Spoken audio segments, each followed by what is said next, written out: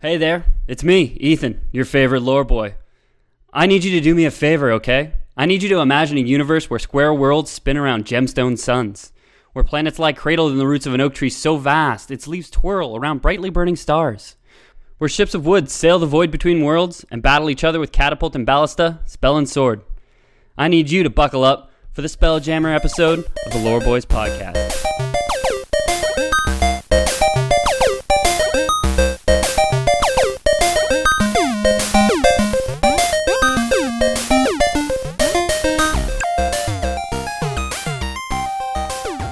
Hi everybody, welcome to the Lore Boys. It's Lore Boys. I'm Ethan. This is a podcast. You're Peter. I am. Also, upside down Jamie, because I washed my hands before for good luck instead of my feet. Instead of his feet, which for those at home who don't know, our other co-host, who's currently in Poland, likes to wash his feet before every cast. Yeah. Some consider it a ritual. Some consider it just good hygiene. We're a podcast that talks... Technically, it qualifies as both. Well, does it though? Yeah. When you think about it though, really? Would you really, like, when baseball players chew, like, a dangerously huge wad of gum? That's a ritual. Yeah, that is true. Yeah. Call them jawbreakers. What? When you wad so much gum and tobacco together that it breaks your jaw. Ew. Okay, believe it or not, we're a podcast that talks about nerd stuff, not just chewing tobacco and dirty feet, and or clean feet. I'm your host, Ethan. Dirty feet and their transformations into clean feet. Peter, I already introduced you, but would you like to take a run at it yourself as well? Yes, I'm Peter O'Donohue, proud new parent of a PlayStation 4. Oh, yeah, that's true. You got a PlayStation. And a proud new parent of some dank-ass alliteration, apparently. Yeah, I got the... I'm the proud new... my name's Peter. I'm the proud new parent of a PlayStation 4. I got the PK Subban PlayStation 4 bundle. Mm-hmm. And then... You traded it in for a Horizon Puro Pawn? Yep. I'm glad that... PB Games, GameStop, still does the old hustle of buy a bundle, take the bullshit out, and buy something you actually want, because they traded NHL 19 towards the purchase of the console. Oh, really? Yep. Oh, that's not bad. And EB Games trades are cool, or GameStop trades as well. I used to work for the company. They go in before tax, so they take off the amount and then tax the remainder. So you actually do save quite a lot of money there. That's good. Good for you, GameStop/EB Games. You're doing God's work. And yeah, I've been playing, in the past 3 days, I've played about 8 hours of Horizon Zero Dawn. Okay. And then my controller died, and I just went back and played Warframe for 3 hours. Yeah, I was on Steam. Razzing my balls. When Peter was playing, right after Peter got his PlayStation, I should say, and then, like, Peter's like, yeah, I got the PlayStation, and then like 2 hours later, he's like playing Warframe. I'm like, oh, really, Pete? Yeah. you're gonna buy the methadone, then you're just gonna go back to heroin anyway. I'm not an addict. The controller died, okay, and the cord is too short to reach my couch, so I couldn't keep playing. I sat on my coffee table for a while, but it was uncomfortable. So I tried. Fuck. Warframe is an MMO that Peter likes to play and is addicted to. Hopelessly. So, Peter, what are we talking about today, though? Not a clue. I came into this as a surprise. You wrote the script, and I have asked no questions thus far. At this point in the recording, Peter, my co-host, knows less about the episode than you, the listener, does, because it'll be titled after the actual content of the podcast. That's true. So why don't you go on Twitter at Pete O'Donohue and tell me what the episode's about? Yeah, right now before we start. Yeah, exactly. We're going to talk about Spelljammer. What? Spelljammer is a campaign setting for Dungeons and Dragons. Okay, I thought it would be a D&D episode. Yeah, because it's my fallback. it's a reliable old friend. Yeah, that's it. It's a gold mine for just whatever lore. Anytime, just pull it out. Ethan heads back to the old watering hole. I was gonna take another sip. Just pulling up mud. Yeah, Dungeons and Dragons is my Warframe. It is, yeah. I was gonna do a Pathfinder episode, and I figured because I play Pathfinder, although I'm maybe gonna be joining a 5e game pretty soon. 5e being 5th edition Dungeons and Dragons. Yeah, I have a character sheet PDF for that. Cool. What's your character? I've talked about this before. Oh, you're 2 dwarves and a trench coat. Yes. Okay. As a first-time character, a bold choice. Thank you. I'm nothing if not bold. I was going to do Pathfinder, and then I figured, hey, we've already done 3 episodes on Dungeons & Dragons, so whatever. Let's 2.5 was one was also about magic. It was, more like 2.1, really. The Ravnica. But, yeah. So go back and listen to that. We did one on, do you remember what the first one was about?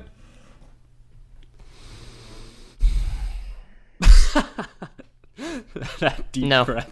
It was about something called Karsus's Folly, which was an event which led to the rewriting of the rules of magic because a wizard named Karsus decided to usurp the god of magic and broke all magic for a second and caused floating cities to crash to the ground horrifically. I remember that. And his last moment of life was him freezing in place as he was turned to stone. Cool. And that's why canonically in Dungeons & Dragons you can't have higher than a 9th level spell. Yeah, because I remember you telling me the higher level spells are like world-ending, like way too powerful to control.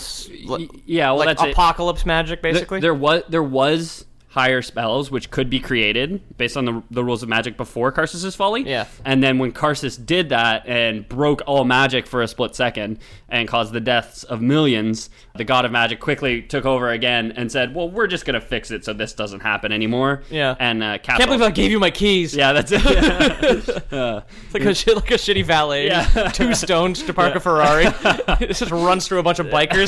That's it. Or a bunch of cyclists, rather. It. And now no more valets are allowed to drive Ferraris. Okay. They're only allowed to drive Cadillacs. Because the level 9 spell is still pretty strong. That's pretty good. But it's not a Ferrari. All right. Yeah, we did that one. Then we did... For you car lovers out there. Do you remember the second episode? Bridge the gap. Second Dungeons & Dragons episode we did? Mind Flayers. Illithids, their origins, what their deal is, yep. How much food they need, what an elder brain is. Why they have buckets of goo that they damp their brows with. Yeah, exactly. While drinking sweaty lemonade. And eating fried chicken. Oh, no, inventing fried chicken. Inventing fried chicken. That's it. Or flayed chicken. Yeah. If none of that made sense to you, please go back through our catalog. And then we did an episode on Ravnica, which is Magic the Gathering, but there was a recent announcement for a D&D setting taking place in Ravnica, which is coming out next month. Oh, actually. Good. We might want to retweet that when that comes out. Definitely. Yeah. Yeah, I'm excited about the Ravnica expansion, but I'd be more excited about the Waterdeep expansion, which is just another set of expansions coming out for Dungeons & Dragons. There was also recently Eberron, which we're not going to get into any of that today. I've heard of Eberron before. There's a video game set in Eberron, isn't there? Is that in the Forgotten Realms? It's all the Forgotten Realms. So Forgotten Realms is basically... is Eberron... is D&D canon. Spelljammers Forgotten Realms, Faerun's Forgotten Realms, Dritz Duerden's Forgotten Realms. Right, yeah. Eberron's Forgotten Realms, Greyhawk's Forgotten Realms, Dragonlance's Forgotten Realms. That's all Forgotten Realms, kind of the umbrella term for all canonical Dungeons and Dragons expansions and settings. You know, I didn't think I could learn anything ever again on this podcast. I've been doing it, but I learned that. Yeah, let's see if you retain it next time. Hey, I retained 2 of those 3 episodes. Yeah, that's true. That is true. Yeah, so we're talking about Spelljammer today, which is a Forgotten Realms canonical D&D setting. Spelljammers is a silly word. Spelljammer originally came out for the 2nd edition Dungeons & Dragons. Okay. So it came out in the 90s at some point. Oh, so that's why it has the radical name. Yeah. Nice. So we've talked about, a wizard being so strong that he's able to take over the god of magic. What's stopping wizards in this world from going to space? Spelljammers. No. No? Spelljammers is enabling them to go to space. Oh, I thought they would jam something. No. Jam the magical signal. So spelljamming is a term used for when a wizard is literally an engine for a spacefaring ship. Cool. So Spelljammers, a setting in Dungeons and Dragons where there's people going to space, there's people hopping between worlds in space and going to different not planes, but just different worlds mostly within the material plane. Okay. We did talk briefly about what the material plane was, I think, on the first episode. We talked about the material plane on definitely the first episode, because we also talked about like a bunch of gods that got into a bunch of fights in the primordial space. Yeah. As well. Well, that was the creation of the universe, which was Ao. Or Steve Aoki. That's it. Yes, it was the joke in that one was Steve Aoki created the universe. Steve Aoki created the universe. That's it. Steve Aoki creating the universe with his 2 daughters, Selûne and Shar. Right. The 2 sisters, through eternal conflict, created all the worlds and the space between. Yeah.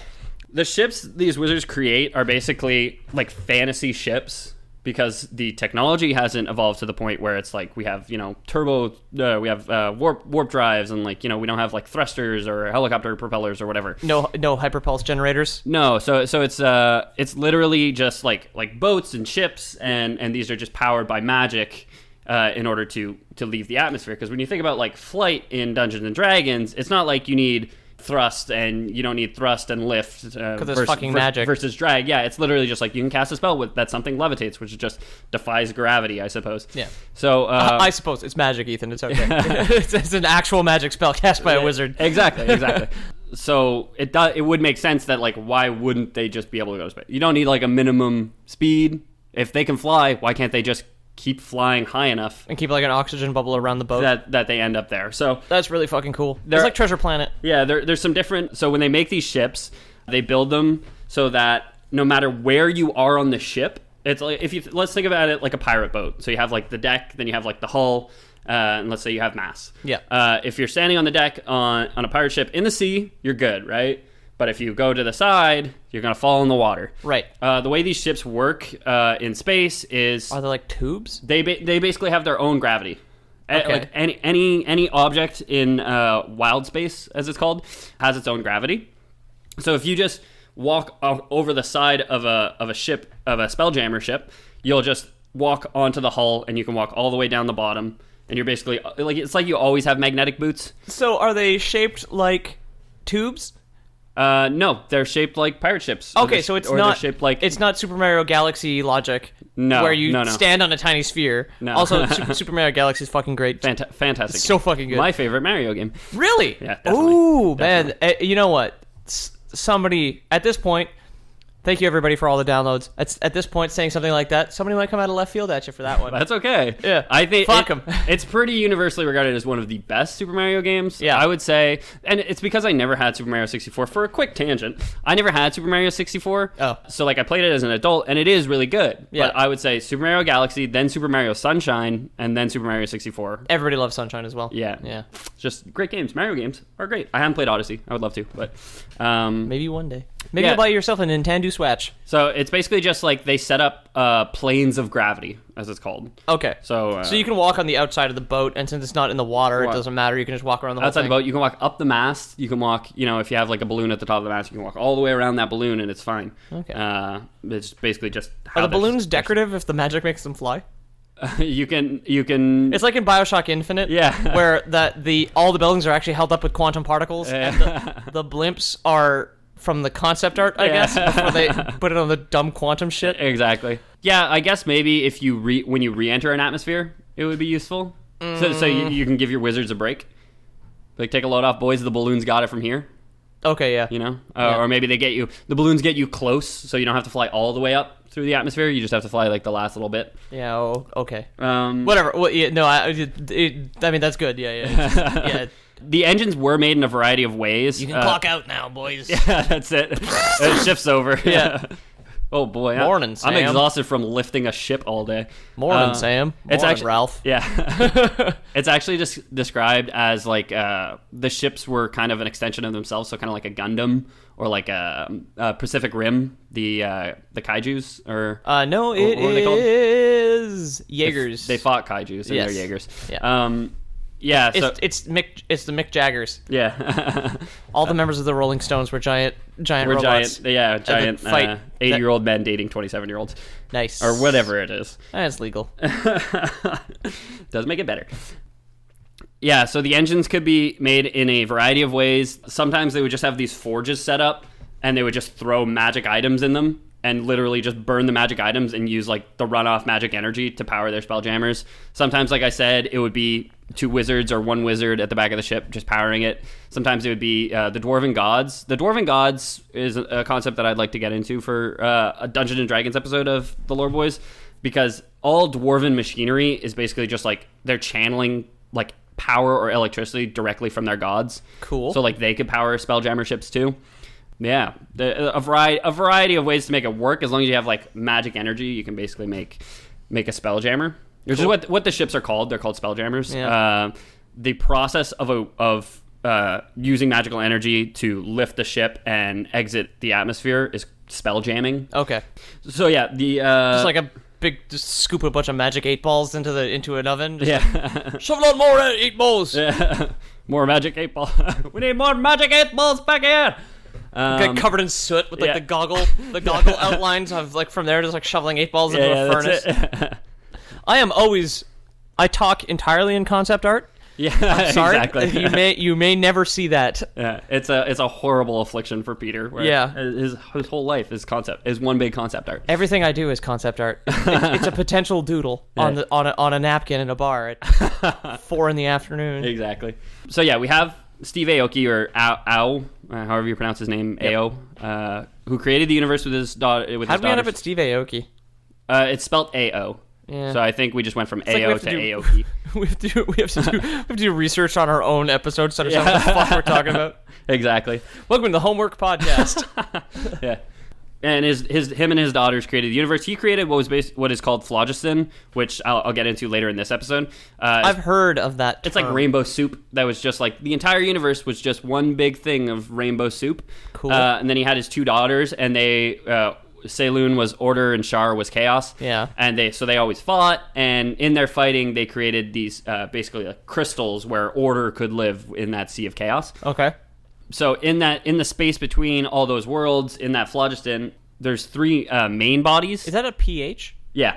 Okay, that's why I've heard of it. In Team Fortress 2, to take it back to our second episode. First episode that you can find online. Yeah, exactly. The Zelda episode is lost to time, but it's on YouTube. I think it's on YouTube. It is on YouTube. Might still be on SoundCloud even. We had a SoundCloud? We did have a SoundCloud at some point. It's not important, but yeah. Team Fortress, Phlogiston. Yeah. How did I manage to learn 2 things in this episode? What the fuck? The Team Fortress episode, there is an unlockable cancer weapon for the Pyro called the Phlogistinator, which hurls phlogiston at your enemies to atomize them. Yeah, phlogiston is an actual term from the 18th century.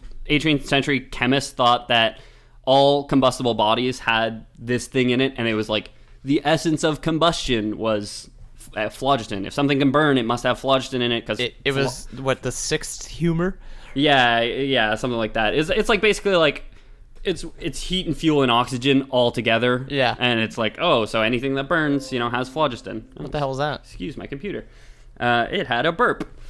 So in that phlogiston, we have 3 main bodies known as the Radiant Triangle in relatively fixed relation to one another. Okay. Gray Space, where the Greyhawk campaign setting takes place. We have Kieran Space, where the Dragonlance campaign setting takes place. And we have Realm Space, which is where the Forgotten Realms campaigns take place. Which is what we're talking about. Or where we're currently set. Yeah, that's where we're going to start. Where are we touring, Ethan? We're going to start in Forgotten Realms because that's what we know. What we know the best. He says, horizontally placing his hand over his brow to shield his eyes from the sun, like an explorer. That bright phlogiston. Yeah.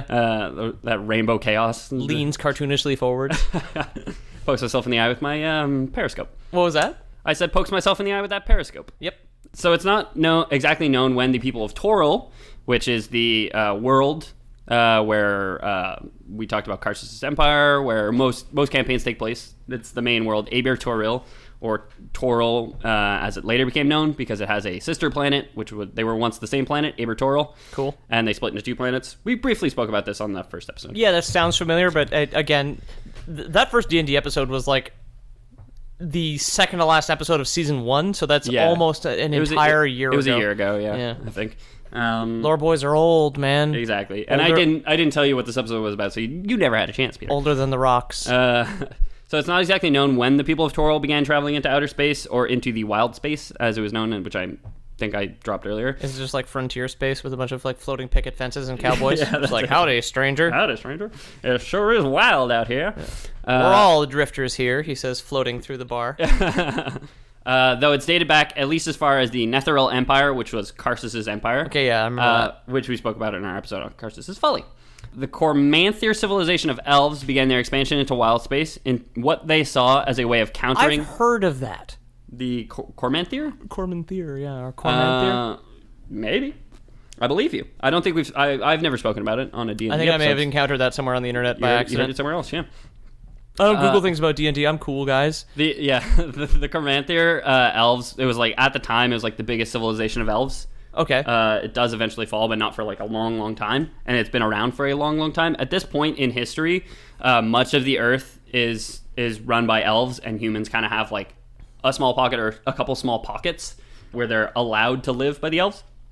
So when the elves first went to space, they saw it as a way of countering the Netherese expansion into space. They were like, oh, we're going to stop the humans from going to space because those guys fucking suck and they ruin everything. Okay. Though Soviets versus JFK. Exactly. Though the humans had already been in space for like 500 to 1500 years. Okay. At this point, so they've just been there for like a long ass time. And we know this because the epic 11th level spell, which we could have back then, Proctiv's Breach Crystal Sphere and Seal Crystal Sphere were created like 1500 years before the first elf expedition into space. Okay. So did the humans already have like a moon base where they just sent an email to like elves challenge us to a space race, and then, like 4 days later it just says seen. Yeah. And then finally it's just like okay, yeah. Okay, I think we're good. Yeah. Okay, I'll get our fastest ship. No, not that kind of race. So yeah, Proctiv's Breach Crystal Sphere and Seal Crystal Sphere are 11th level spells, and remember how I said Saloon and Shar were like fighting in the primordial chaos, and they created like these pockets of order? Yes. So those pockets of order are crystal spheres, which I'll get into in a second, but this is basically a way to open a crystal sphere or seal an opening in a crystal sphere. Okay. High magic ritual was performed by elven high mages with the blessing of then ruler Mirfis Irithil in the construction of elven, crystalline, and monarch Spelljammers ships. So the monarch Spelljammer ships are like giant butterflies. Cool. And the crystalline ones are just like giant crystals, which basically like float up into space. Cool. Important to note, elves were pretty full of themselves and didn't really have true peace with humans. Humans were forbidden from settling much of the world. So they were basically like, yeah, dude, you can't live in forests anywhere. You better not fuck with forests, dude, because we'll fuck you up. And like, and 90% of the world at the time was covered in forests. If you know anything about elves, is we loves us some trees. Yeah, that's it. If you know anything about humans, they're gonna cut down the forest no matter what you say. And, exactly. No matter how beautiful and long-lived the protester is, chained to the tree, we'll still find a way to cut it down. Chained to a tree for 5,000 years. Yeah. Maces him once, just like I hate this. Construction man just like macing an elf in the face. That's it. He's got space mace that he got from space. Space mace? What would that just like be like a laser beam where it just like cuts the top of his head off, like, and the tree at the same time? Yeah, exactly. Just like a beam of light, thin as a piece of paper. Just like head just slides off. The whole kit and caboodle. I got it at Target. Space Target. Space Target. Yeah, so that would be until 1DR, which there's like a bunch of different calendars in Dungeons and Dragons, obviously. We have enough calendars in real life. All of them are incomprehensibly fast. Some have made more progress than others. Some have made more. I'm talking to you, Hebrew calendar. Exactly. Year 5000. What were you doing for 3,000 years, guys? Yeah. We weren't even around back then, I don't think. Nope. So humans were forbidden from settling the world until 1DR. This is just like a random tidbit of information which I thought was interesting. Like the start of the most common calendar, DR, or Dale Reckoning, actually marks when elves like signed a treaty with humans and were like, yeah, you guys can probably settle in a bit. You guys can cut down some trees. Okay, it's cool. It's fine. It's cool. You can make enough. That's it. For 2 log cabins. That's it. You know, we came to one of your cities and we went to this place called Starbucks, and if you guys cut down some trees, will you build more of those? Because we really like those. Like a log Starbucks. So it was the Netherese like mage. A little birch bark name tag. Yeah. Hi, welcome to Starbucks. What can I get you? Elf Frappuccino. So it was the Elf Frappuccino? Elf Frappuccino. How would you spell somebody like Ao's name? AU or AO or whatever? AO. Yeah, how would you spell that wrong on their yeah, OA. OA. AOE. Just like, always get my name wrong when I come here. EOUGH. Oh, that's just I got a large Elfachino for. Oh yeah, that's me. It's AO. Oh yeah. Do you mean AO? I see that. Oh yeah, dude, yeah, AO. So it was the Netherese mage Oberon who founded Netherill's Spelljammer industry. Oberon of Midsummer Night's Dream fame? Yeah, the same one. King of the Fae? Did you know he was known as Father of Realm Space? I didn't. By his followers? I do know that now. So he basically set up like industry in space. He was like, we're going to send so many ships to space, we're all going to get rich because there's going to be stuff out there for us to get rich off of. I don't know if we've talked about this before. I got a buddy of mine who might be on the show one day. I don't know. We'll discuss that. We'll see. We're pretty... We got a pretty tight leash on our guests. I'm just saying. We got an exclusive list right now. Yeah. And then, so a buddy of mine one time, like, I was hanging out with him and his girlfriend at, like, a Tim Hortons, and he was just like, why don't we fucking just go out and mine the asteroid belt? It was so much money. And then we were like, dude, it takes 7 months to get to Mars. Yeah. You want to spend all that money to go there and then bring it back? It would take like 5 years. Also, like, no one would invest in that. The asteroid belt is like, it's like an average of like one asteroid every like 10,000 miles or something like that. It's not like you see in the movies where it's like you got to dodge all these asteroids. Space is very empty. I saw the fucking, exactly. It's like I saw that episode of the Magic School Bus. Yeah. And they passed by the asteroid belt, and all of a sudden I'm making financial investments. And just like, yeah, that's it. Look at all that iron out there. But we could use that on Earth. Yeah, exactly. Like, space is real big, so 1 trillion asteroids. Yeah. Like, you could spread that pretty thin. Yeah. Yeah. Absolutely. So I remember talking to him about, like, industry in space, which is just going back to what you were saying, and, like, both me and his girlfriend were just like, dude, that's literally impossible. And he got so fucking mad at us. So, like, genuinely mad. I mean, it's not literal. It's very practically impossible, right? Like, you could go to the asteroid belt. You could, in theory, land something on an asteroid. Set up a big take net. off again.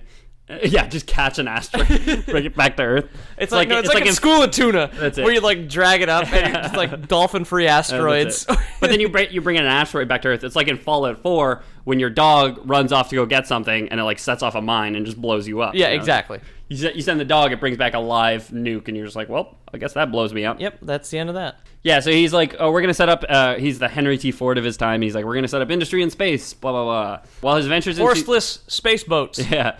It turns out that there's a lot of risk associated with going to space. There's a lot of cost associated with going to space. Just like real life. That's it. And it's like they get to these other planets. They're like, wow, they have crazy magical artifacts of intense power. And it's like, damn. We have these on our planet, too. What are the threats of going to space? Is it the risk of having your entire ship destroyed by a diamond-hard, micron-thick particle that just punches through everyone you love? It's more like there's crazy weird octopuses in the phlogiston. And, That's much more dangerous. Yeah, much more like monsters. I forgot to mention when a ship leaves the atmosphere, it basically just retains a bubble of air. And that's how they live. Any being that leaves the atmosphere of a planet will just retain this bubble of air, to speak. So if you just fly yourself out, your body will get a bubble of air, which would last about 20 minutes, I think it is in game. So there's like entire rules for like how long you can last in game. Okay. Which is only ever useful, in my opinion, if you're like trying to build drama around something. Like, oh shit, like things are going wrong. Oh, also you're almost out of air now. Okay. Like, as opposed to like actually calculating the amount of air that you'll need for each trip and like where you need to stop to refuel. Okay, yeah. Because that's, in my opinion, very boring. So Oberon, there's enough spreadsheets in D&D already. You don't need like an oxygen one. So and some people like that stuff, and if you like that stuff, that's yours and that's cool. Power own to it. you. But for me, I'm like, nah, I'm narrative focused. Which is why I like 5e more than 4th edition. A lot of people hated 4th Ed though. Was that the one with the figurines? You could play any of them with figurines. It was the one that was much more built around the miniatures. You know what I mean? Okay. Yeah, so Oberon, while his ventures to space weren't successful in procuring riches, he did invent spells like Banishment, Blink, Dimension Door, Telekinesis, and Teleport, among others. All of those are, for anyone who's played D&D, like you've heard of those spells before. They're very big. Blink is like you step into another dimension and step out like another place. Same thing with Dimension Door, and Telekinesis is, lift stuff up. And all of these came from needing to find ways to leave those crystal spheres that I mentioned earlier. So every world or star system or even moons, anything that was just in the phlogiston would basically have a crystal sphere around it. Otherwise, it would just be broken down by the phlogiston. I was going to say, it was presumably be broken down by the soup full of space octopi. Exactly. The chaos soup. The crystal spheres themselves are crystalline, unbreakable prisms, which separates a body's wild space with the phlogiston. Okay. So they represent, if the phlogiston is chaos soup and it represents chaos, these crystal spheres represent order and in the utmost. So like they are wicked strong, like cannot be broken, just like these bastions of order within the chaos of the universe. Yeah. No known way to break a crystal sphere, so they must be traversed by other means, like dimension doors or teleports or blink, things like that. Or because spelljamming was occurring before Karsus' Folly, you could have things like the 11th level spell Proctive's Breach Crystal Sphere and Seal Crystal Sphere. Oh, right, yeah, so you could open and close the door, basically, on the way out? Yeah, only with an 11th level spell. So it's 11th level carpentry? So, presumably... Presumably, yes. Presumably, the Breach Crystal Sphere would open the phlogiston to the world, so I don't know if you could, like, drown a world in phlogiston or what, but... I don't know. You can install a screen door on your space submarine. Yeah, what that exactly. spell does, basically.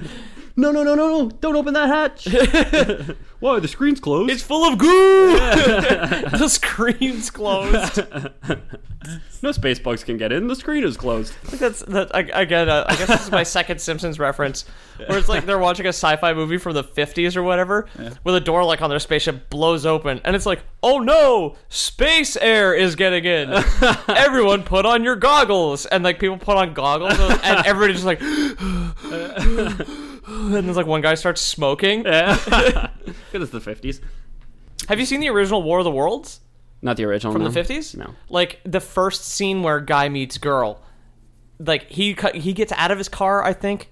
Lead doctor gets out of his car and starts smoking, and then like lead lady, second doctor gets out, and she just like comes out and starts talking to him and starts smoking immediately as well. But he like lights her cigarette for her. Yeah, of course. It's so of course. 50s, yeah. So, spelljammers are often referred to as hopping the spheres because they're hopping between those crystal spheres. Because actual travel through realm space would usually be with another crystal as the destination. Usually you're not just like, I'm just going to travel into the fucking chaos of the universe without a plan. You know, usually you're like, well, I'm going to the Greyhawk setting, or I'm going to the Dragonland setting, or whatever. So the phlogiston, like I'd said, is a rainbow-colored chaotic liquid filled with bizarre creatures who would prey on passing spelljammers. So is it translucent in any way, or does it just look like the shimmer from Annihilation, where it's like kind of this rainbow filter like oil in water? I haven't seen Annihilation. Oh, okay. I read the book. It's not see-through at all. It's very opaque. So the animals in it navigate how then? Okay, well, they're chaos monsters. Never mind. Scent, or I don't know. Stupid question. Yeah. They have feelers. I don't know. Hey, the space shark can smell a drop of blood from 1,000 light years away. Exactly. In the phlogiston. Maybe they can smell the magic that powers the spelljammers. I don't know. Do they have Space Shark Week? Yeah, obviously. To make us all afraid to go in the water again. They lower a guy in like an open cage into a vat of phlogiston, and he's just devoured by space monsters. So phlogiston also has a flow to it. The density of it is changing, so it's not like smooth sailing through. You're kind of like getting bounced and rocked around. Okay, there's space turbulence. Yeah, I like to think of it as like a way to conceptualize like hyperspace travel. Okay. So it's like, you know, like when you watch Star Wars, hyperspace travel is like, you know, you just see like the stars become lines and it's all like white and blurry or whatever. So yeah. You can't really see where you're getting. So like you're not traveling at near light speed in Dungeons and Dragons on a ship powered by a wizard. Instead, you're traveling through this medium with much closer destinations, but it's like similarly you're stuck in this place where you can't get outside. You can't just leave hyperspace too quickly, you know, because yeah. I've seen movies before. Maybe you end up. You gotta learn how to parallel park your wizard ship. Exactly. Just to fuck you up. I'm sorry, I trailed off there for a second because I was just thinking like a ship powered by a wizard, and I was going back to my original thing where I was talking about like the old guy who would shovel coal into the turbines of the Titanic, basically, just like soaked almost black with coal. But like instead of shoveling coal, he's like trying to fit a wizard into a tiny furnace. He's got like a wizard. There's like, or not even just like a broom. Not even like a wizard, but like a modern day magician. Just like got the stupid top hat, like the stupid twirly mustache. Just like, he's got like a deck of cards and like a flower popping out of his wand. He's like getting shoved into the furnace. Oh, that might be it. If you've come this far on your Lore Boys meme quest to find out what the art might be, that's pretty close. I mean, it might be the modern magician being stuffed into a furnace. Exactly. Yeah, so that rainbow liquid has a flow to it. it changes density rapidly, and the flow goes one direction only. Okay. So the crystals all float within the phlogiston, like move around. Do they get to choose where they go if it's only got one flow? So the actual crystals themselves will move within the flow. Okay. But the flow only going one direction is relevant because the radiant triangle, which I mentioned earlier, yes. those 3 like main realms, they stay kind of relatively fixed to one another. Okay. As they move through the flow. So do they change with the phlogistonal currents, I guess?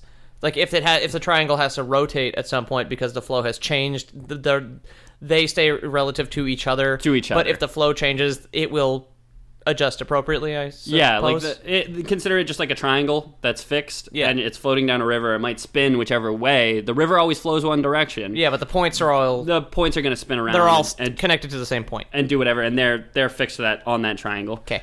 So green point, red point, blue point. Exactly. So with the flow of phlogiston, it's possible to go from gray space to Kieran space, or from Kieran space to realm space.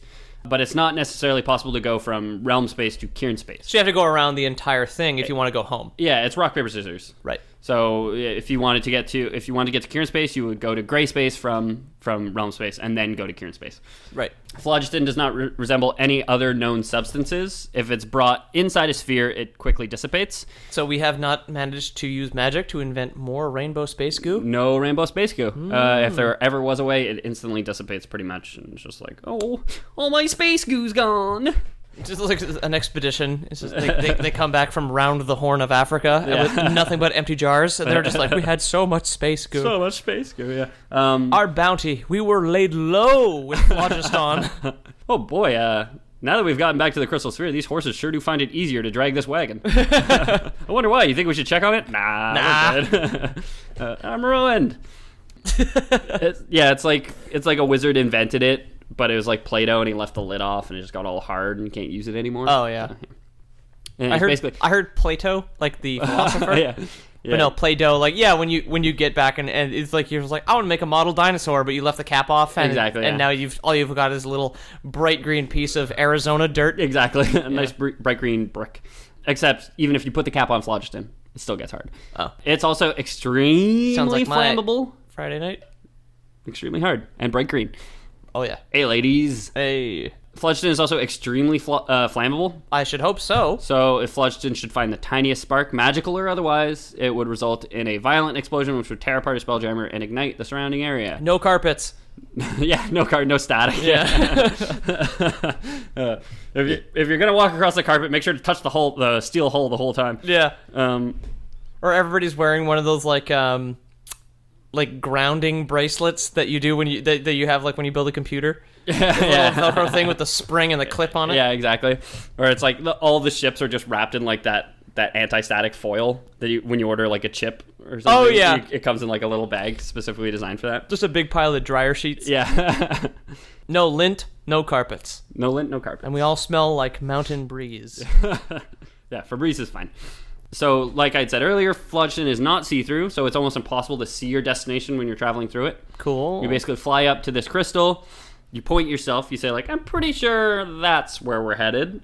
How they would know, I don't know. Maybe they have Jack Sparrow's magic compass? Or standard magic? They're using magic to fly a ship. It's not like a leap of logic if they just, like, understand directions at this point. Via magic.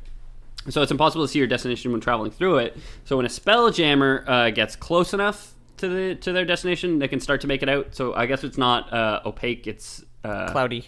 Yeah, it's not transparent, it's translucent. Right, okay. So yeah. When there's enough of it, you can't see through it, but as you get closer, you can kind of see it.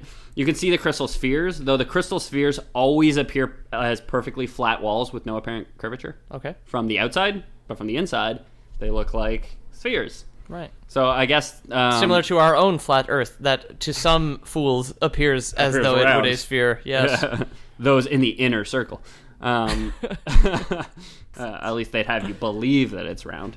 No. So I guess it's kind of like traveling through dimensions, but not planes, because we have canon planes in D&D, like the Material Plane and the Feywild and Shadowfell. Yeah. But I guess you're traveling through dimensions, because when you're inside, it looks, round, and then you go through the second dimension, you warp hole or wormhole through it, and that's how you travel through space. Okay. And so I guess this is kind of like that lesser dimension. So maybe those beings just can see through it, they have the perception because they are two-dimensional beings that are used to this. They have sight of the phlogiston or some exactly, spell name. Oh, not even like a spell. It's like Flatland, where a 2D circle could perceive things differently than a 3D person. Good book, by the way. For anyone out there looking for a good book about math and dimensions, Flatland. Written in the 20s or 30s, and it's phenomenal. I've always wanted to watch Metropolis, speaking of shit from the 20s. It's a sci-fi from like 1929 or something. Does it have to do with dimensions? Nope. Is it relevant at all? To the 20s. Which you just mentioned. I did mention the 20s. Yeah, I did mention the 20s. Hey, relevant to the 20s, don't at me. Unless you're actually from 1920. Yeah, and then thus you're relevant. If you're not from 1920, you are irrelevant to Peter and I. Yeah. On this episode of The Lore Boys. Lore Boys podcast. We hate the 20s. Ooh, no, we love the 20s. Do we like the 20s? We hate everything but the 20s. Yeah. Charlie Chaplin. Especially the 30s. Fatty Arbuckle. Buster Keaton. I have no idea if any of those people did movies in the 20s. Flappers. They might have been earlier. Yeah, Flappers was definitely the roaring 20s. The Charleston was definitely the 20s. Yeah. Flappers was definitely 20s. Great no Depression. headbands, just beads to wear around your sexy haircut. With a feather in the back. Oh, yeah. And one big piece of coral in front. A gem. Yeah. So while traveling through the phlogiston, trying to get to other planets of the Spelljammer universe, all access to other planes is blocked. So those teleport spells that could get you just out or in only work like right on the edge of the crystal spheres, basically. Okay. Well, there's still gravity or whatever the magic gravity equivalent is. Okay, yeah. That's so spells like Mordenkainen's Magnificent Mansion, which D&D players will recognize. What'd you just say? Mordenkainen's Magnificent Mansion. It's a spell in Dungeons and Dragons. Okay. It's basically like you have a little carved door idol, and you cast this. Oh, is it like a cartoon hole in Bugs Bunny? Can you put it on the wall and then there's a door there? There's a door there, but it always leads to the same place, which is like a mansion filled with food and like up to 100 spectral servants that can satisfy like whatever you need. If you need like training dummies, twice. If you need the sex, yeah. Oh yeah. Which is a very common thing with D&D players is they have the sex. You see, I feel like that's the least true thing you've told me thus far in this sci-fi realm of flying ships through rainbow. Well, they have roleplay sex. There we go. I've had sex with more orcs than you have, Peter. With more orcs? Yeah. All right, I'll take that out. I feel like I could confidently say that I have had sex with more orcs than you. Sure. Real or imagined. Real.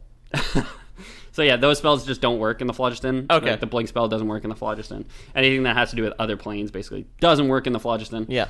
So chaos is too great. Bringing it back to our boy Oberon, while being the father of realm space and inventing these incredibly useful spells are no small accomplishment, Oberon also served to repair damaged relations with the other races of the wild space after most of the Netherese arcanists had given up on spelljamming towards the end of Oberon's life. So he's like an emissary and or ambassador. So if we're just looking at a really small window of Spelljammer right now, Oberon in the Netherese Empire, 600 years before Karsus was even born. Okay.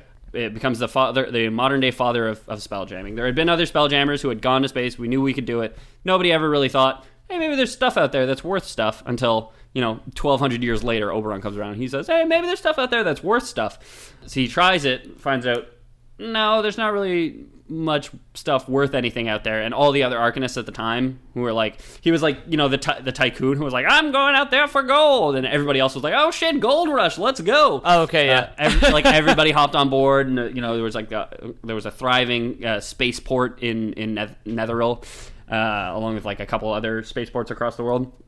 But they all get there, and everybody else was like, fucking Oberon lied to us, dude. There's no fucking gold out here. Just a bunch of painted rocks. That's it. I've been panning this fucking rainbow soup for fucking weeks. I haven't found anything yet. Not one nug. Yeah. I did find a horrific squid monster that tore my ship apart. And I also... in the pan? Yeah. I also found a rock, which every time I look at it, I get vivid hallucinations. But nothing valuable. So they all give up on it, but in that time... true gold rush chasing fashion, they end up damaging relations with like most of the other races who were in the wild space. That sounds a lot like the actual gold rush, yeah. Yeah. So just looking at the sun star system realm space, we have like aquatic elves basically on the planet Capri. There's human and dwarven and orc descendants on a planet, so that's like basically. Is that from the last time people went to space? Yeah, so like one of the really, really early times that people went to space. They, Yeah, like, crashed before landed we on a invented planet. it for real, these Exactly. people managed to do it also. There's so there's Just like when the Vikings made it to Newfoundland. It's like, yeah, it doesn't count. Because they didn't kill everyone. There's the Illithid, who we knew are from the edge of the universe, the edge of the known universe, basically. Yeah. As far as we know, they were. Well, the Mind Flayers also have their own special deal going on. What with their ridiculously powerful magic and shit. Yeah, right? and like psionic magic, which is not really magic. It's its own brand. So like an anti-magic shell doesn't fuck up an Illithid. Oh, really? No, he can still cast magic inside an anti-magic spell because it's not magic. He's using psionics. So are they immune to silence and like its equivalent? Yeah, or whatever? that's what an anti-magic shell. It's basically like an AoE silence or whatever, and they're immune to that sort of stuff. So yeah, they occupied Glyph, which is another planet in realm space, for about 100 years. Cool. That's not that long. No, it was a stepping stone for them before they got to, because they got there and they eat brains and they need to eat brains, and I guess they got there and they had like slaves, like Gith slaves. Which, yeah, I remember the Gith. Yeah. And the Githraki or whatever. Githyanki and Githyanki. and the Githzerai. Yeah, excuse me. Who I think I said I would do an episode on someday, but it's not going to be today. They were mentioned in the... Which are tall goblin pirates who basically use Spelljammer ships, but not Spelljammer ships, to travel through the astral sea, which is not space, but it's like space. All right. It's where the gods live. There's also celestial dragons that are from the astral sea, and they basically go through there like Spelljammers, and are the Githyanki are pirates, and the Githzerai are like the good guys, and they travel through there and hunt Illithids. Okay. From there. Their staging point, I suppose. I do declare there's a few Githyanki coming up on my plantation. Yeah, exactly. Dab's brow. Dad's brow eats a chicken. A chicken brain, I guess. They would only be interested in the brain of the chicken. That's why they fried the rest. Yeah, exactly. Right? That's how KFC happened. It was they ate just the brain. They're like, what do I do with the rest of this chicken? I do declare I am feeling mighty wasteful, disposing of an entire chicken body after consuming its neurons. Gith boy, take this to the fryer. Dunk it in the oil. Yeah. For anybody who doesn't understand what's going on, if you go back to our episode about the Illithids, because they love slavery, we made fun of Colonel Sanders. Exactly. Which tied back into Kentucky Fried Chicken. Obviously. That's what Colonel Sanders was known for. Yeah. So with the Faerun invasions of Netheril... Do you think he was the first living meme? Colonel Sanders? Yeah. No. Or he became... Is he a real colonel? I don't know. We haven't done an episode on KFC. Oh my god. If we need to do, in a pinch, a dumb joke episode, just like our JFK episode, motherfuckers, guys. Okay. KFC? Hear me now. Hark ye to the lore boys. You do declare? I do declare. I will do an entire episode about Colonel bullshit Sanders. Episode on Colonel Sanders. Oh, yeah. I'm about it. I'm all about it. I know you're about it. You're all about the improv. Old man Jamie might not be too happy, but like we'll get him. We'll get him a little. We'll sign the contract while he's still in Poland. So. Yeah, exactly. Shouldn't have left the country, idiot. Yeah. Lore Boys is just about Colonel Sanders, the Burger King. It's just restaurant lore now because they all have mascots. Yeah. Back to D&D. The Wendy's girl and the time she had a kid with Ronald McDonald. Did that happen? Lore Boys canon. All right, good. So with the Faerun invasions of Netheril, the Faerun was what sparked the Karsus' Folly. They were fighting against these extra-dimensional beings. Yeah. Which are basically like tubes with like a circle for a mouth filled with teeth. That sucks. Yeah. It being widely disregarded in the realm space community, and the elves of the Elven Imperial Navy constantly harrying Netherese ships. Eventually, the human incursions into space were deemed too costly to continue, barring a few private enterprises and, independent Spelljammers. Yeah, whatever. So Elon, it's like Elon Musk and his whatever fucking Spelljammer X. Spelljammer X, yeah. Wild Space X. Yeah, so that's the episode title. You've got it. That's it. It's right there. So the reason that this is in the canon is kind of like, if you want to set your Spelljammer campaign after this point, you totally can.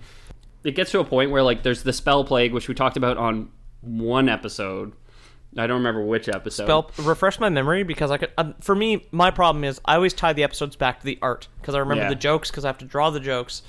The spell plague was the goddess of magic, Mistra, got assassinated by another one of the gods, and for a good while. So like when Karsus took over the god of magic, it was a split second that he broke all magic, and the god of magic was able to take back control from him. But even in that split second, millions died. The spell plague was the goddess of magic was assassinated by another god. And, who killed her? I don't have it in my notes right now. We have talked about it before. It was. I'm trying to remember. There's like a whole story. This to would it. have to be in the first D&D episode we did, like episode. Yeah, 9, I think like it was episode 19. I think it was the first one, because the first one I broke into like just multiple stories. Yeah. From Dungeons and Dragons. Well, you did like a bunch of setup prehistory so as to build more podcasts upon them. I did. It was a foundational episode. That's it. That first episode was creation myth. It was Karsus' folly. It was probably spell plague, briefly, and maybe a few other things. So like before the spell plague, there was like one or a dual human nation, so like one continent which still had active spelljamming fleets, the Karatur, up to the events of the spell plague. After the spell plague, because I assume the ships couldn't fly during the spell plague, because all magic was broken. If magic didn't work, you can't get the goddess of magic got assassinated. Magic didn't work during the time, so that would make a lot of sense. So post spell plague, the only creatures confirmed to still have spelljammers would be a few mind flayers with their Nautilus class ships. Not the dwarves, because they channel it from their gods?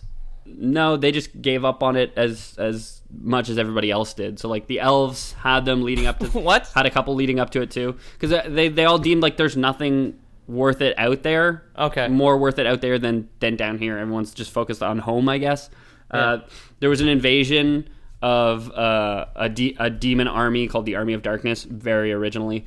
Pretty good. I like that. From space, or not from space, but from the Hells, and the elves actually fought a space battle during that time, which is not Spelljammer canon, but the Army of Darkness canon, the campaign or adventure path did have canonically a space battle where the elves, part of their fleet was wiped out by the space demons. That's cool.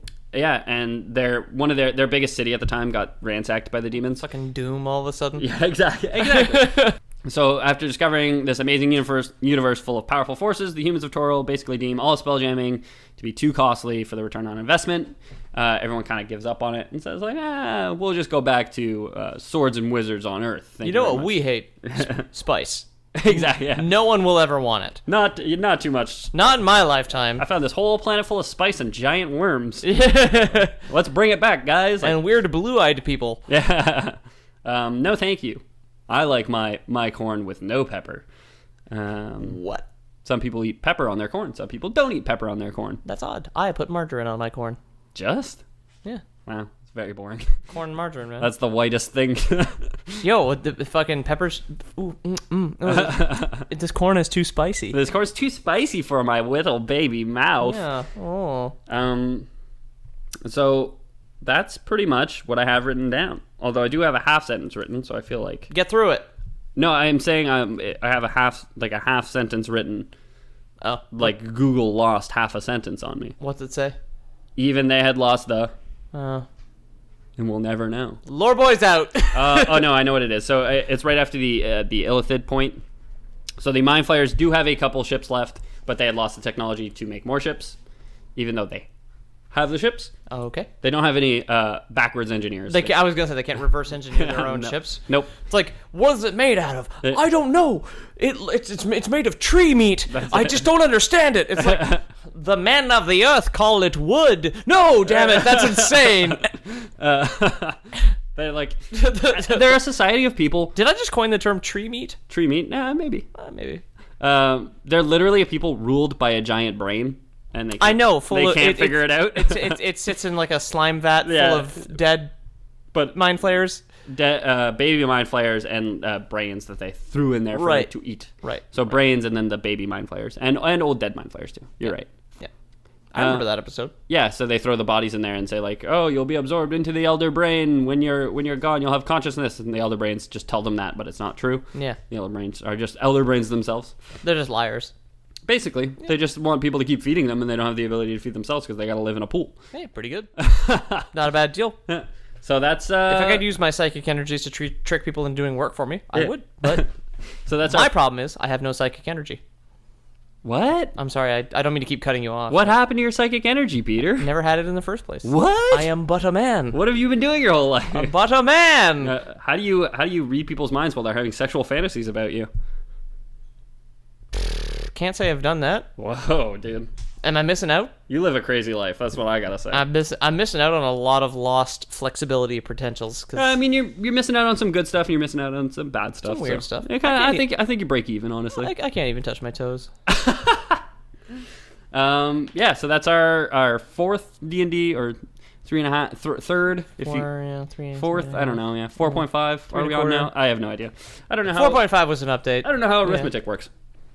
Yeah, that's our fourth episode of Dungeons and Dragons. I like it. I like that it had a lot of Spelljammer ties. It feels like a true sequel to some of the other episodes that we've done because D&D, at least the D&D episodes you've chosen to done, I find tie into themselves very nicely. Yeah, the whole world is just so robust. Like the whole universe of Dungeons and Dragons is so robust and filled out at this point. It's really easy to link things back because there's almost always a tie somewhere. You know. It's older than we are, thankfully. Yeah, older and wiser. The more pins tied to yarn you put on the board, the more likely two are to cross. Right? Yeah, until it's just an entire cork board that looks like a knitting project because it's just all yarn. Until you've knit like a giant dick butt mural. Yeah. Basically. Oh God, please. God, please. Somebody who has 10,000 hours to knit us a 16-foot tall dick butt mural. Please do it. Well, that would tie into our Lore Boys Prime coupon, so that's very fortunate. But first, it really ties into our brand too. Yeah, because we're dicks with butts. I've got a butt. I've got a butt too. No psychic abilities, but he's got a butt. I do.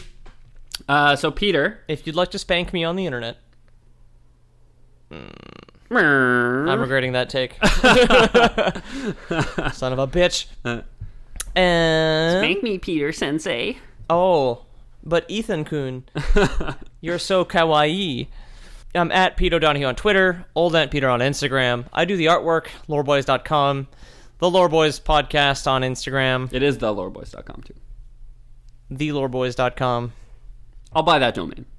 You did. No, I'll buy loreboys.com because you keep dropping I know, I keep dropping. Fuck. Yep, that's it. I'm Petey. I'm the cartoonist. Sure is. That's me. And maybe Ethan and I will find something to stream together. That would be nice. Yeah, at some point, for sure. I gotta go. I'm going to a concert tonight. I'm gonna try and start streaming weekends. Maybe not next weekend because I'm going to Massachusetts to go see another show. I'm fairly certain Jambo, when he gets back from Poland, will pick up streaming duties again. All things considered. Yeah, probably. He's always been reliable. He's just been away on business. And he's got all the time in the world. Yeah, I'm Ethan Palmer. You can find me at Ethan the Deadman. Like Pete said, we're theloreboys.com. If you like the show, tell your friends. Helps us out, word of mouth. Also, I did want to thank everybody who's left a review thus far. We don't have too many written reviews, but we are up to something like 15, 16 reviews total on iTunes. Yeah. All 5 stars, except for 1 star, so we're at 4.5. I don't know who you are, because you didn't leave a real review with no criticism, therefore Coward. It is meaningless. Yeah, exactly, you spineless sack of shit. Yeah. It was probably Justin Trudeau. And we do have... Roasted. We do have at... Jaymilk, JAYMILLK. Yep, and then he is James Miller _TLB on Instagram. And James the Miller on Facebook. Yep. He's our the third boy who's not here right now. He's been gone for a while, but... He's been gone for almost a month. Well, fuck. We are in his apartment recording right now. As usual. Yeah, it's like, listen, just because someone goes to Europe doesn't mean we need to break routine. Exactly. And weirdly enough, we had like 2 business trips stacked on top of each other, but mine luckily was only 5 days. Yeah, exactly. And then Ethan will be shipped somewhere on Earth at some point, presumably. Yeah. Yeah, so for anyone who wants to help the show out financially... Yep. Remember your coupon. We have a very special... deal with our program Lore Boys Premium, which we offer to paying members, where we give them a special service in return for a minuscule, basically nothing. So since researching this episode, I've been doing a little bit of research into phlogiston, the 18th century purported combustible material or essence of combustion That exists in all things. and I really think I've nailed it down. It's the last humor. You have yellow fluid, the yellow humor, Yeah. white humor, blood, a black one to my knowledge, Yeah. and And fire. and rainbow fire. Yeah, and rainbow fire. The fifth humor. So I think I've really got it nailed down. It's a pinch of kerosene. You got about a cup of rocket fuel. You got straight ether gas and the secret ingredient. And we are making bottles of this stuff. It is highly combustible. Neapolitan ice Will cream. burn down your house. Will burn down your life. If you need. Well, if you need a clean start, Yeah. we've got beer bottles emptied out and then filled with this substance And also rags. a rag dipped in for convenience of use. Yeah. And for everybody who signs up to Lore Boys Premium for the low price of $37.99 a month, we'll get one of these in the mail. We don't have any bubble wrap, so we're just shipping it as is. Yeah, basically slapping a sticker and a stamp on it.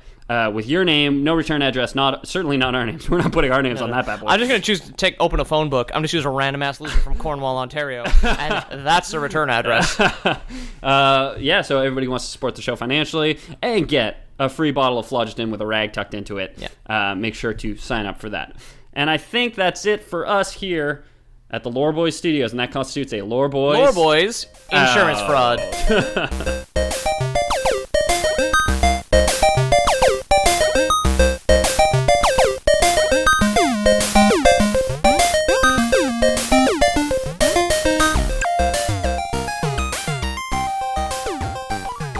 You ready to record? What? We're recording. Are you ready to record? We're recording what? We're recording the podcast. What? Right now, we're doing the podcast. Oh, God. Is this why you asked me to wear a wire? God. Yeah, we're doing it all on a body tape. Okay. That's what you call those things, right? Yeah, What the FBI has average Joe wear when he goes to see the mob? you need to wear a body tape. A body tape. Which, if The Simpsons has taught me anything, it's to record over Hootie and the Blowfish because it is cheaper than blank tape. Exactly. Hi, everybody. Is that it? That's our intro. That might be our intro. That's why I gave a pause between hi, everybody. I figured I okay, could. yeah.